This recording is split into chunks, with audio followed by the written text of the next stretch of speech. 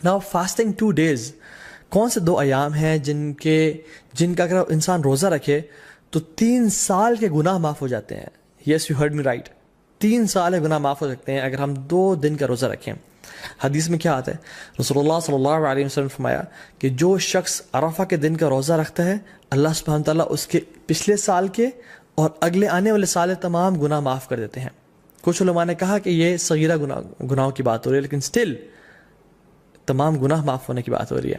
اور یوم عاشورہ جو کہ محرم میں ہے, 10 محرم, جو شخص یوم عاشورہ کا روزہ رکھتا ہے اللہ تعالیٰ اس کے پچھلے 1 سال کے گناہ معاف کر دیتے ہیں.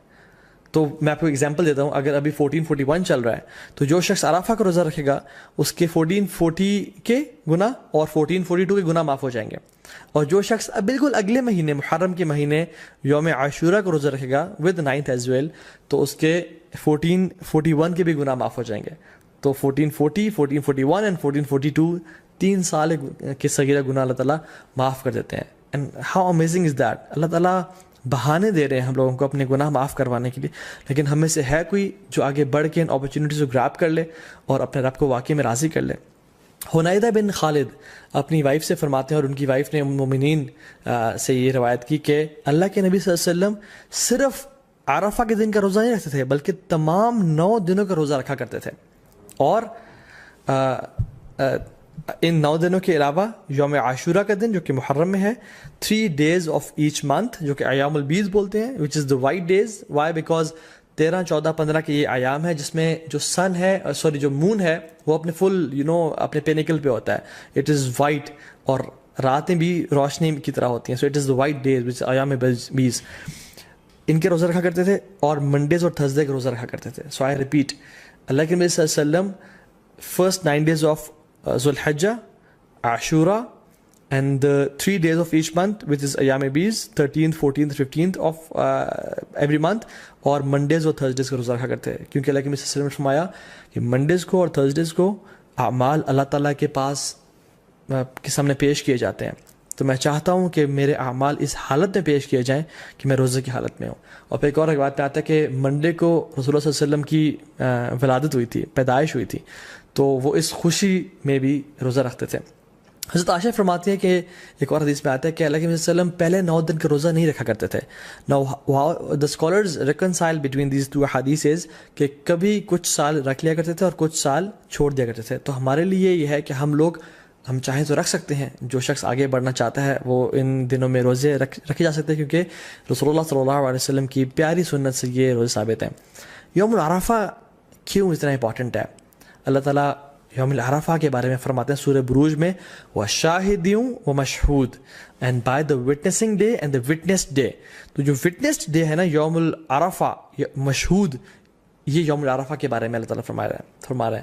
کیونکہ رسول اللہ صلی اللہ علیہ وسلم کی حدیث میں آتا ہے کہ شاہد فرائیڈے کا دن ہے, وہ مشہود یہ کون سا دن ہے؟ یوم العرفہ کا دن ہے. اللہ سبحانہ تعالیٰ اس دن جہنم سے اتنے زیادہ لوگ آزاد کرتے ہیں کہ کسی اور دن جہنم سے لوگ آزاد نہیں کرتے. He frees many people from the fire. اور اللہ تعالیٰ قریب آتے ہیں اور اپنی پرائڈ ایکسپریس کرتے ہیں. He expresses his pride over angels, اور پھر پوچھتے ہیں کہ یہ لوگ میرے بندے کیا چاہتے ہیں. اور کچھ اور روایت میں بھی آتا ہے کہ یہ جو میرے بندے ہیں, یہ جو ڈسیبلڈ اور یہ مٹی سے آلودہ ہوئے ہوئے بندے ہیں, عاجزی اور ان کی ساری کی نشانی ہے ان کی, یہ کیا چاہتے ہیں مجھ سے. اور اللہ تعالیٰ ان پہ فخر کرتے ہیں اور اپنے بندوں کو جہنم کی آگ سے آزاد کرتے ہیں. نو ویری بریفلی, ہم ان 10 دنوں میں کون سے ایسے اعمال کر سکتے ہیں جن کی وجہ سے ہم باقی لوگوں سے آگے نکل سکتے ہیں؟ امام حسن البصری رحمہ اللہ فرماتے ہیں کہ سب سے پہلی چیز تو ڈونٹ نیگلیکٹ یور آبلیگیشنز, اپنے فرائض کو بالکل نہ چھوڑیں. جو شخص آج تک اپنی نمازوں میں اپنے فرائض میں کوتاہی کر رہا تھا تو اس کے لیے بہت بڑی اپرچونیٹی ہے کہ وہ ان 10 دنوں میں آگے نکل جائے اور اپنے فرائض سے عمل کرنا شروع کر دے. دوسری چیز جو ہم کر سکتے ہیں, وچ از دا فرسٹ تھنگ آئی کوٹ, کہ حج. جو شخص حج کی استطاعت رکھتا ہے اس کے لیے بہت بڑی اپرچونیٹی ہے, کیونکہ حج باقی سال کے مہینوں میں نہیں کیا جا سکتا. اللہ کے نے فرمایا an accepted Hajj brings no less reward than paradise. اللہ اکبر. کہ ایک مقبول حج کا اجر کتنا ہے؟ جنت, اس کے علاوہ اور کوئی اجر نہیں ہے. مطلب ہی ول بی گرانٹیڈ جنہ اگر اس کا حج مقبول ہو جاتا ہے. So it's a great reward. بڑھاپے میں حج کوشش کریں نہ کریں, جوانی میں کر لیں, اور ابھی ٹائم ہے اور پیسہ ہے تو تاکہ اس عبادت کو آپ انجوائے کریں انشاءاللہ تعالیٰ. دوسری چیز قربانی, وچ از دا سیکریفائس. یہ سنت ابراہیمی بھی ہے, اللہ کے نبی صلی اللہ علیہ وسلم کیا کرتے تھے, تو اس کا خاص اہتمام کریں. یہ مت سوچیں کہ نہیں ہم قربانی نہیں کرتے, چلے ہم کچھ اور کام کر لیتے ہیں, بلکہ یہ ایک غلط سوچ ہے. لوگ کیا کرتے ہیں انفارچونیٹلی آج کل کہ یار قربانی سے بہتر ہے کسی غریب کی مدد کر دو یا کسی کے گھر میں کولر لگوا دو. تو آپ کو یہ اس نیکی کا خیال باقی پورے سال نہیں آیا, اس قربانی کا ریپلیسمنٹ ہی آپ نے کرنا ہے جو کہ سنت ابراہیمی ہے. اگر ایک انسان واقعی میں سنسیئر ہے اپنے ساتھ تو وہ ہر مہینے صرف 1000 روپیز سیو کرے اپنے لیے, تو وہ سال کے اینڈ میں ان ایام میں ایک حصہ ڈال سکتا ہے, قربانی کر سکتا ہے. ہمیں تب تو خیال نہیں آتا غریب کے گھر میں کولر لگوانے کا یا لوگوں کی خدمت کرنے کا جب ہم ریسٹورینٹس میں 5-5 ہزار کی یا لیوش بفیز کھا رہے ہوتے ہیں. لیکن why do we want to replace قربانی ود اینی گڈ ڈیڈ؟ دونوں کریں انشاءاللہ. اور باقی 11 مہینوں میں یہ اپرچونٹی بھی ہے کہ ہم غریبوں کی مدد کر سکیں. سو قربانی لازمی کریں اور اسے خاص اہتمام کریں. ایک اور چیز جو ہم کر سکتے ہیں وہ ہے نمازیں, نوافل کثرت کے ساتھ پڑھیں. سنن روابط جو کہ 12 نفل ہیں جن کے بارے میں فرمایا اللہ کے نے کہ جو شخص یہ پڑھتا ہے اللہ تعالیٰ جنت میں اس کا گھر تعمیر کر دیتے ہیں, جس کے بارے میں کثرت سے بتا چکا ہوں پہلے بھی. تو اس کے اہتمام کریں, صلاۃ الضحیٰ کا اہتمام کریں, تہجد کی نماز کا اہتمام کریں, ٹھیک ہے, تو تحیۃ المسجد, تحیۃ الوضو کا اہتمام کریں. تو کثرت سے نوافل کا اہتمام کریں انشاءاللہ. چوتھی چیز, قرآن کو پڑھیں اور تدبر کریں, کیونکہ سلف صالحین کہا کرتے تھے کہ there is no deed better than reading Quran and pondering upon it. اس کے بارے میں سوچنا اور تدبر کرنا. قرآن کو ٹائم دیں. یس وی نو اینڈ وی ریئلائز کہ رمضان کے بعد ایک گلچ آتا ہے ہر بندے کی زندگی میں, لیکن these 10 days are an amazing opportunity جس میں ہم دوبارہ سے اس عبادات کی لذت کو ریوائیو کریں تاکہ وہ آئندہ سال کے لیے جا سکیں انشاءاللہ.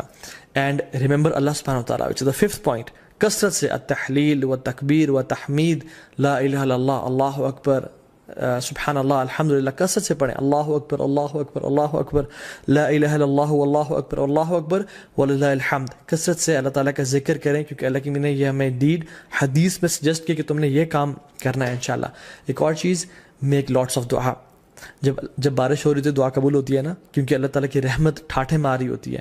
ان 10 دنوں میں بھی اللہ تعالیٰ کی رحمت کے دروازے کھل چکے ہیں اور اللہ کی رحمت ٹھاٹھے مار رہی ہے. اللہ تعالیٰ کو ان دنوں میں کیے جانے والے اعمال سے زیادہ کوئی عمل پسند نہیں ہے. تو کثرت سے دعا کریں, ہو سکتا ہے کہ یہی وہ 10 دن ہو جن میں آپ کی دعائیں انشاءاللہ قبول ہو جائیں. And number 7th point is give lots of charity.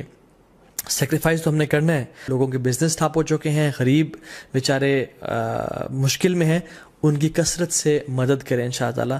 اور ان دنوں میں آپ اپنی زکوٰۃ بھی نکال سکتے ہیں اگر آپ نے نہیں نکالی, اور اپنے رشتہ داروں پہ خرچ کر سکتے ہیں, اپنی فیملیز پہ خرچ کر سکتے ہیں, اور اسپیشلی جو لیس پریولیج لوگ ہیں ہمارے معاشرے میں ان پہ خرچ کریں کثرت کے ساتھ. Number 8 is owner your parents. اپنے پیرنٹس کا خیال رکھیں, ان کے پاؤں دبائیں, ان کی مدد کریں اور خدمت کریں تاکہ وہ آپ سے راضی ہوں, اور جب وہ راضی ہوں گے تو انشاءاللہ اللہ بھی راضی ہو جائے گا. نمبر 9th point از صلۃ الرحم. اپنے قریبی رشتہ داروں کے ساتھ اچھا close ties of kinship maintain کریں. May be call them, send them gift, tell them that you love them for the sake of Allah subhanahu wa ta'ala, and just maintain the ties of kinship.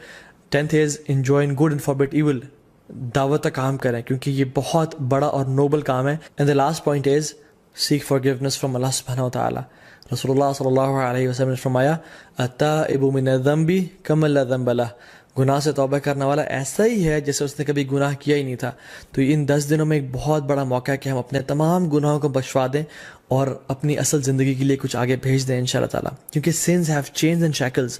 اگر آپ ارادہ رکھتے ہیں تہجد پڑھنے کا اور نیک اعمال کرنے کا لیکن پھر بھی توفیق نہیں ہو رہی, تو جان لیں کہ یہ گناہوں کی وجہ سے ہمیں توفیق نہیں مل رہی, اور یہ گناہوں کا جو برڈنز ہیں وہ ہمارے کندھوں پہ جن کی وجہ سے ہم نیک اعمال نہیں کر پا رہے. So in this race of good deeds throw off your burdens inshallah ta'ala, or start with a fresh mind and with a new motivation.